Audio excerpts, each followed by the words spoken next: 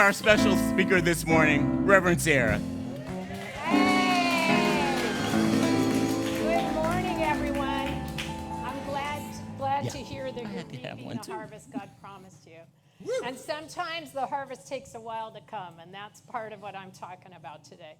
And I won't be standing at this podium long, but I do want to read a little something in a second. But first, I want to go from the sublime to the mundane and say that I had a Dodgers sun hat with a little insurance endorsement on the back that I got free at a Dodgers game a couple years ago. And I was walking in the park about a year ago, and a man said, "Where'd you get that?"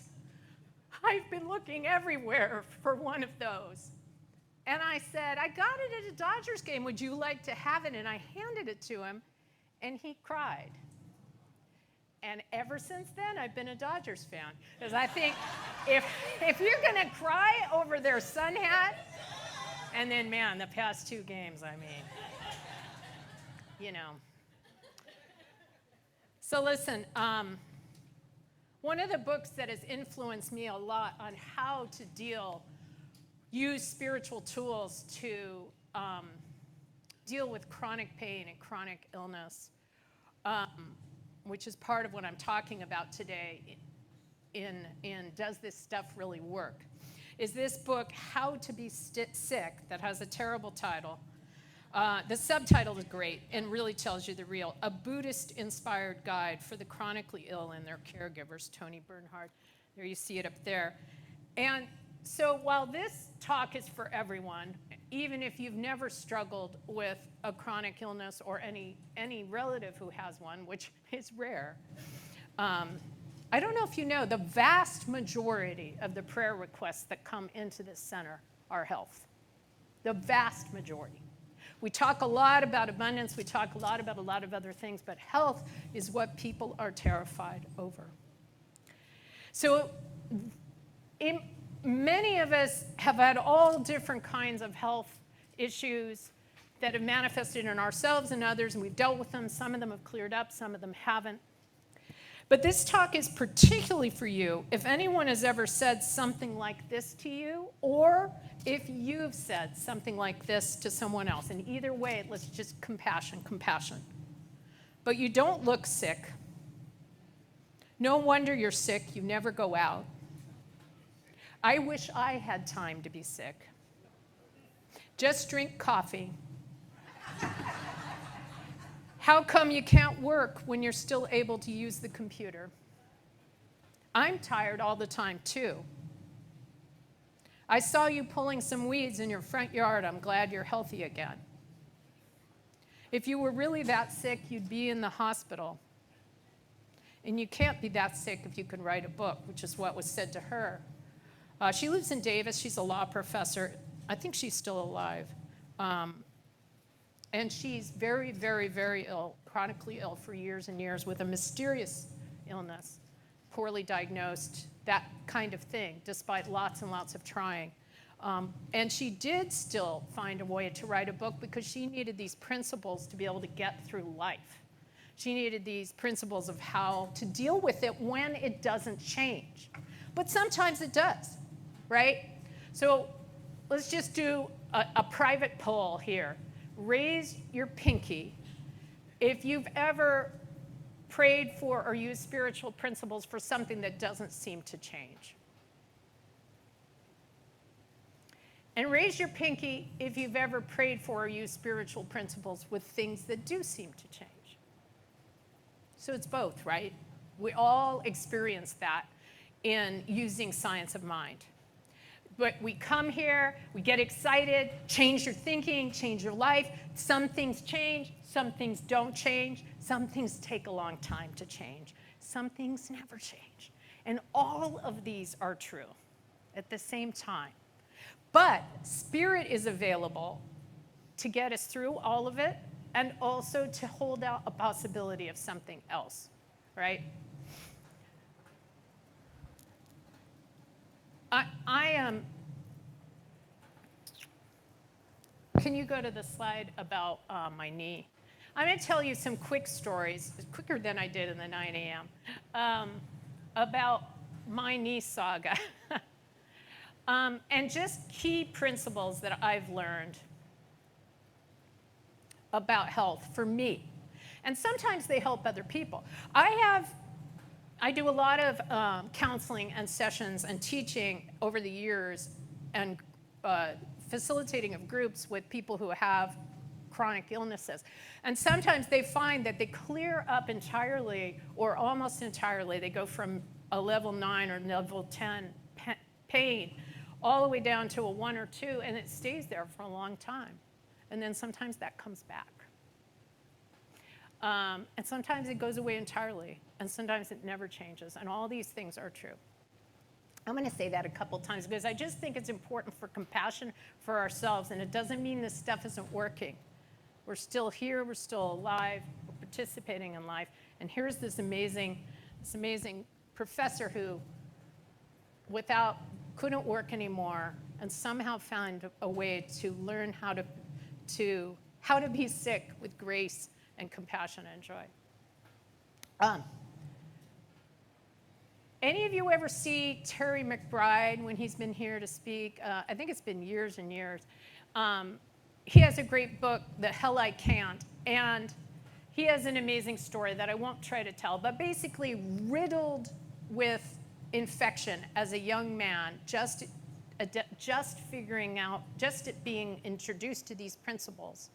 He did not believe all the Centers for Spiritual Living stuff about you are well, you are well, you are well. That didn't make any sense to him. But what did make sense to him was that maybe there was a doctor who could do something for him. And there was a surgeon, a completely unavailable, overpriced surgeon in another country. And he decided he could have him come and scrape the infection out of his bones. The infection was in all of his bones, in the middle of his bone marrow. And somehow he manifested that. And then he manifested another surgery, and another surgery, and another surgery. And over the course of an insane number of surgeries, he became well. And he defied what they had told him, which is that he would never, ever be able to walk again, and he would have a colostomy bag for life. As a 29, 30-year-old man, he was being told this. And he rejected it, and he completely defied it. And that is his story. So The Hell I Can't by Terry McBride is what you can read for that. But the principle I took from that is, what's the best thing that I think? What's the best thing that I believe? And I want you to listen to this, this talk that I don't know how long it'll go. I see that we've already abundantly used a lot of time doing amazing things. I want you to listen to this talk, not to think, I need to do what Reverend Sara did. I want you to think, what's your truth, right? Because each of us has so much more knowledge about our body and what really is right for us than we know or are given permission to have in this society, right? People, God is everything, including doctors. So I don't ever want to say don't go to a doctor, of course. Go to doctors, go to healthcare providers. But use our own discernment and awareness to dial into, what is it that I need? Who do I need to say? Which of the many suggestions people are giving me is the one for me? Maybe it's all of them. You know, I've been in that mode. But sometimes it's, what's here for me?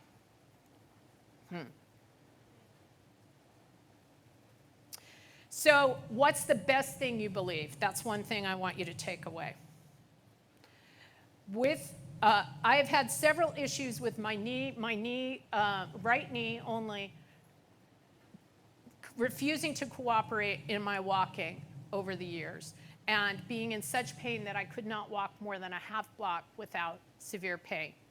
In the first round, I prayed and talked to my knee, and I was told to give up all my high heels and get them completely out of the house. And I tried just not wearing them, and I tried just putting them in storage, and that did not work. When I prayed again and talked to my knee about it, my knee said, I want them off give them all away. They are not yours anymore. And I did that, and suddenly my knee completely was healed. Now, what's the takeaway there? First of all, listen to yourself, have conversations with your body parts. That's one of the things in this workshop we're doing afterwards we will do. The other is, it doesn't have to make sense to work.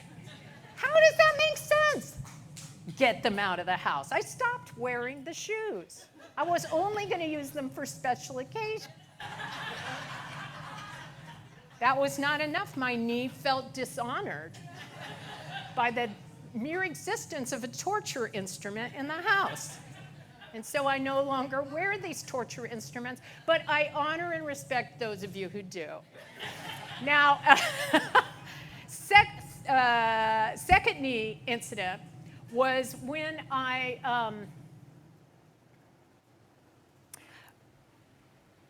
played tennis. Something happened. The knee wouldn't work. 2 years went by, and I could not walk more than a block without extreme pain. Now, I was a person, this may not be your joy, but I was a person who backpacked, and I was, well into my 50s at that point. And and nothing was changing it.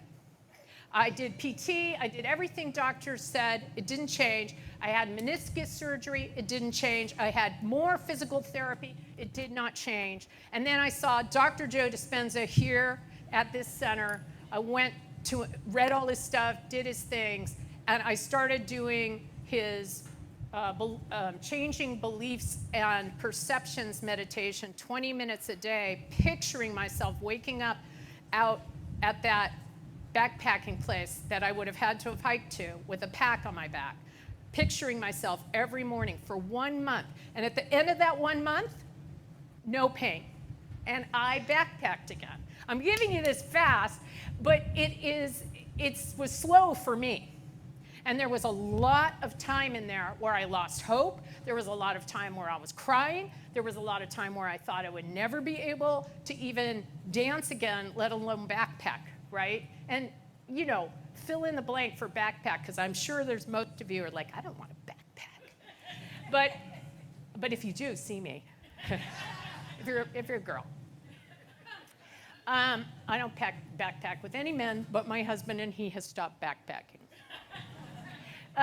So doesn't want to sleep on the ground. He can do the hiking much better than I can. So the principle I learned on that one was doctors are part of God, but not every doctor is right for me. Dr. Joe Dispenza happened to be the right for me, and also that the visioning, and that's very much our principles, the visioning and reprogramming of my brain of seeing myself well. Now, I have also had a number of clients who have used this technique and very much created like a little movie that they watch and seen themselves healthy and had that happen. Could go from chronic pain where they could not work, they could not participate in life, they could not be a part of life barely at all, and being able to do all of that. So using that technique. But I have also seen people for whom it doesn't work, right? So again, listen to yourself, know what's right for you. And then time and repetition, right? God as food, my latest demonstration with my knee, it went back to, after years of backpacking and feeling amazing, all of a sudden I spent another 1.5 years where after about a mile, I couldn't walk anymore. And now a mile is a lot for a lot of people, but for me it was not enough walking for what I wanted and what I was shown for my life. And a friend named Carol King, who is so young that she doesn't even know that Carol King was ever a famous name. She's an acupuncturist, and look it up if you're young, you can look up Carol King. Who's Carol King? I don't know who Carol King is. You've got a friend, she wrote that. Huh? She spells it with an E. And so does this woman. And she's an acupuncturist and an osteopath, and she led this 21-day cleanse where you eliminate all the inflammatories, right? And I already eat perfect, so I wasn't going to do it. And that just seems stupid. I have incredible food. I know more about food than almost anyone. And you just can't tell me anything about it, because I know. And I used to be 80 pounds heavier. And these things are all true, but I got sort of peer pressured into doing it, and I did it. And my pain went away, which infuriated me, because I was eating perfectly before, and how could it be a food thing? And do you know what food thing it was? It was horrible. It was seltzer, bubbly water. And I tested it like 5 times, because no way could this be it. All the pain gone when I don't have bubbly anything. When I have even a soda a diet soda, but that's not good for you either.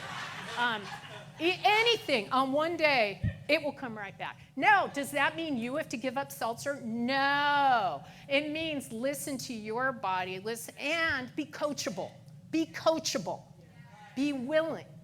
Just because you've lived on the planet 150 years more than me and know even more than I do, which is frankly impossible, but you don't know. I know so much. And even if that's true, you might still have something to learn from another human. And sometimes, right? I'm going to clap like this. This is how Kamala claps. I was noticing she claps 2 people. And I was thinking, a guy could never get away with that. Clapping to someone. I'm going to clap to you. All right. Anybody who wants more about this, sign up for my mailing list, or come to the workshop that we're going to do after this in the teen room. Get on my list and find out about things. You could do a private session with me if I can find time. I'm writing a book on how to know what you know, and I have a publisher. Well, I seem to. Pray for that contract to come through this week. And I have a new weekly webcast on YouTube and the New Thought Media Network, Wednesdays at 9 a.m. And this coming Wednesday, Dr. Abhishek Ray, who is a member of this congregation and usually sitting right over there, who is an integrative psychiatrist, someone who uses Ayurvedic and food and functional medicine to find out what's at the root cause of what's happening in mental illness, rather than going straight to drugs. He does that too, but he's an amazing guy who is also invited me to a Diwali celebration, and I want him to come do something here. And so watch that. Even if you don't watch it live, subscribe to that YouTube channel and see him. And come be on my show. You can be in a session. So those are all the things. No, there's an important thing I want you to do. What are you going to do by next Tuesday if you haven't done it already? Vote! If you don't vote, that's voting too. So don't not vote. Every vote is important. Vote in consciousness and vote in reality. Same with your life, same with your health. I won't tell you who to vote for, but I love you all. All right, let's take this into prayer.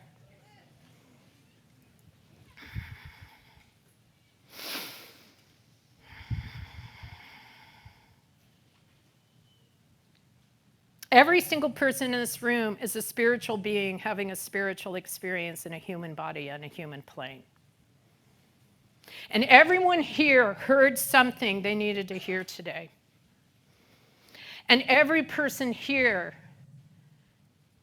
at the spiritual level is 100% whole and perfect and complete. And Spirit is having an amazing time being in each of our bodies, regardless of what our ego and our brains are telling us about that. Spirit loves it. Spirit loves it. And so I speak my word for a destruction of that illusion that it is not fun to be in my body. I destroy and uncreate anything that has ever gotten in the way of any of us fully enjoying being in our body, using our body, dancing, walking, singing, everything, participating in life, whatever that is, whatever that looks like, whether that is just full and complete loving acceptance of the way it is, or whether it's a change of some kind, or listening at a deeper level to what this incredible wisdom of Spirit in, as, and through us brings. I don't know what it is, but you know what it is, and you will do it. And even the tiniest spirits in here are changed by that. Thank you, thank you, thank you, Spirit. Thank you for manifesting this center and this container for what else is possible. I know that it is good. I know that it is so, and I let go and let God. And so it is. And I wasn't going to wear this for the talk, but apparently Spirit had other plans. Okay.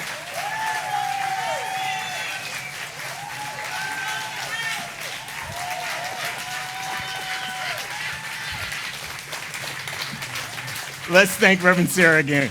Girl, you are crazy. Oh, she is so funny, even when she doesn't try. Okay? It is time to celebrate with our giving. We live in a reciprocal universe, knowing that whatever we do in life comes back to us, and it comes back with interest. So today we say, my money is God in action. I send it forth to bless and to prosper all who come in contact with it. And so it is. And please welcome back the CSA New Thought Gospel Choir. Oh, that was, okay, y'all. Please welcome back the choir. They work really hard for you. Come on, give it up.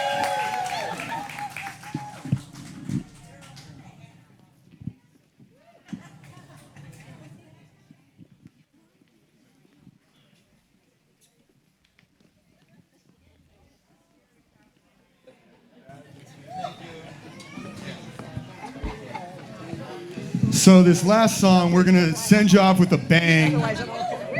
This song simply says, you are good all the time. And all the time, you are good. And really, you got to get up and get moving at some point. You know, you want to go out of church feeling limber. So I highly suggest it. It's good for the spirit. Let's go, band.